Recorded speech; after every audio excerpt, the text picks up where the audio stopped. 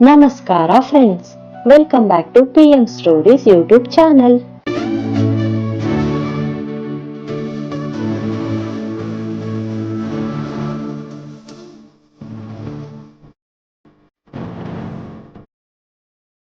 ಒಬ್ಬ ಯುವಕ ಕನಸು ಕಾಣ್ತಾನೆ ಸರ್ಕಾರಿ ಉದ್ಯೋಗದ ಬಗ್ಗೆ. ಬೆಳಗ್ಗೆ 4 ಗಂಟೆಗೆ ಎದ್ದು ಓದುತ್ತಾನೆ. ಕಷ್ಟ, ಪ್ರಾರ್ಥನೆ, ನಂಬಿಕೆ.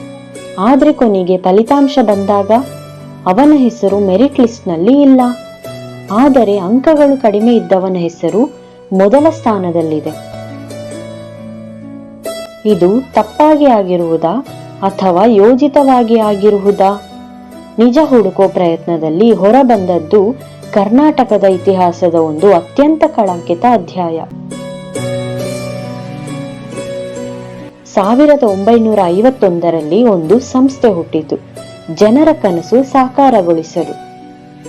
ಆದರೆ ನಂತರದ ವರ್ಷಗಳಲ್ಲಿ ಅದು ಕನಸು ಕಸಿದುಕೊಳ್ಳುವ ಯಂತ್ರವಾಗಿ ಬಿಟ್ಟಿತು. ಕೆಲ ವರ್ಷಗಳಿಂದಲೇ ಒಂದು ಪ್ರಶ್ನೆ ಕೇಳಿ ಬರುತ್ತಿತ್ತು. ನಿಜವಾಗಿಯೂ KPSCಯಲ್ಲಿ ಆಯ್ಕೆ ಆಧಾರ ನ್ಯಾಯಸಮ್ಮತನಾ?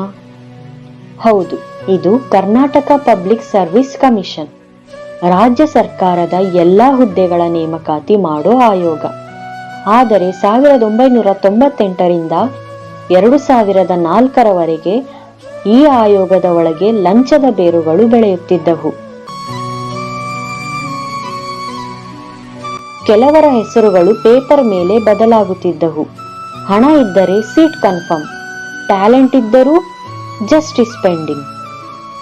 2011ರಲ್ಲಿ ನಡೆದಿದ್ದು ಜನರನ್ನು ನಡುಗಿಸಿತು. ಒಬ್ಬ ಧೈರ್ಯಶಾಲಿ ಅಭ್ಯರ್ಥಿ ಡಾಕ್ಟರ್ ಅರುಣ್ ಶೆಟ್ಟಿ ಅವರು ಬಯಲಿಗೆ ತಂದರು ಕ್ಯಾಶ್ ಫಾರ್ ಜಾಬ್.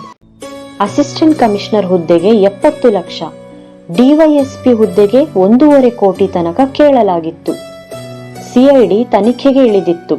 10,000ಕ್ಕೂ ಹೆಚ್ಚು ಪುಟಗಳ ಚಾರ್ಜ್ ಶೀಟ್, ಕಮಿಷನ್ ಸದಸ್ಯರ ವಿರುದ್ಧ ಪ್ರಕರಣಗಳು, ಸಾಕ್ಷಿಗಳು, ಕರೆ ರೆಕಾರ್ಡ್ಗಳು, ಬ್ರೈಬ್ ಲೆಡ್ಜರ್ಗಳು. ಸರ್ಕಾರ 2011ರ ಆಯ್ಕೆ ಪಟ್ಟಿಯನ್ನೇ ರದ್ದು ಮಾಡಿತ್ತು.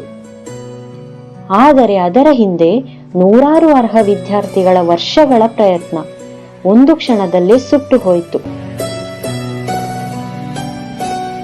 ಹೈಕೋರ್ಟ್ ತನಿಖೆಗೆ ಆದೇಶಿಸಿತು.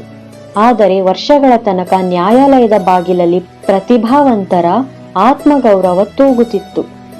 ಕೆಲವರು ಡಿಪ್ರೆಷನ್ಗೆ ಒಳಪಟ್ಟರು, ಕೆಲವರು ಮುಂದೆ ಪರೀಕ್ಷೆ ಬರೆದೇ ಇಲ್ಲ. They stole jobs, but more than that they stole dreams. Interview ಅಂಕಗಳನ್ನು ನೀಡುವ ಮೊದಲು ಮಂಡಳಿಗೆ ಅಭ್ಯರ್ಥಿಯ ರಿಟರ್ನ್ ಎಕ್ಸಾಮ್ ತಿಳಿಸಲಾಗುತ್ತಿತ್ತು. ಹೀಗಾಗಿ ಮ್ಯಾನಿಪುಲೇಷನ್ ಪಾಸಿಬಲ್ ಆಗಿತ್ತು. ಕೆಲವರು ಅಂಕಗಳನ್ನು ಬದಲಿಸಿ ಹಣ ಕೊಟ್ಟವರೇ ಆಯ್ಕೆಯಾಗುತ್ತಿದ್ದರು. ಇತ್ತೀಚಿನ ವರ್ಷಗಳಲ್ಲೂ KPSC ವಿವಾದಗಳು ನಿಲ್ಲಲಿಲ್ಲ.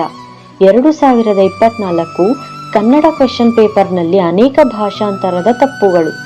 2025 CCB ಬೆಂಗಳೂರು ಹಿಡಿದ ಹೊಸ ಗ್ಯಾಂಗ್ KPSC ಮೆಂಬರ್ಶಿಪ್ ಸ್ಕ್ಯಾಮ್.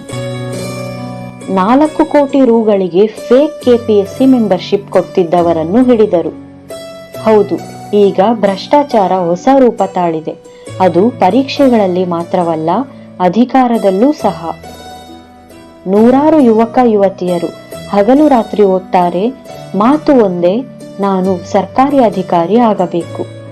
ಆದರೆ ಸಿಸ್ಟಮ್ ಒಳಗೆ ನಡೆದ ಅಕ್ರಮದಿಂದ ಅವರ ಫ್ಯೂಚರ್ ಸತ್ತಂತಾಗಿದೆ. ಹಣ ಕೊಡುವವನೇ ಗೆಲ್ಲುತ್ತಾನೆ, ಓದುವವನು ಸೋಲುತ್ತಾನೆ. ಇದು ಅವರ ನೋವು, ಅವರ ನಿಜ.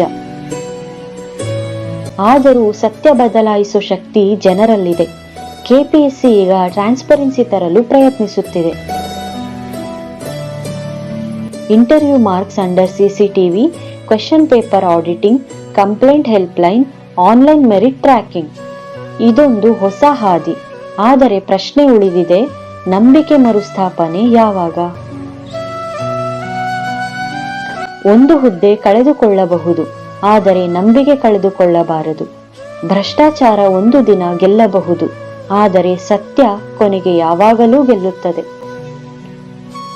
Let honesty be our revolution, let justice be our victory. ನಾವು ಬದಲಾದರೆ ರಾಷ್ಟ್ರ ಬದಲಾಗುತ್ತೆ. ನಮ್ಮ ತಲೆಮಾರಿನ ಕರ್ತವ್ಯ ನಿಜವನ್ನು ಜೀವಂತವಾಗಿಡೋದು. ಈ ರೀತಿಯ ನೈಜ ಘಟನೆಗಳನ್ನು ತಿಳಿಸಲು ನಿಮ್ಮ ಸಪೋರ್ಟ್ ನನಗೆ ಬಹಳ ಮುಖ್ಯ. ಲೈಕ್ ಮಾಡಿ, ಶೇರ್ ಮಾಡಿ ಮತ್ತು ಸಬ್ಸ್ಕ್ರೈಬ್ ಮಾಡೋದನ್ನ ಮರಿಬೇಡಿ. ಬಾಳು ಎಂಬುದೇ ಹೋರಾಟ, ದಾರಿ ಕಾಣದ ಅಲೆದಾಟ, ನಿತ್ಯವೂ ಇಲ್ಲಿದೆ ಸಾವಿರ ಹೊಡೆದಾಟ.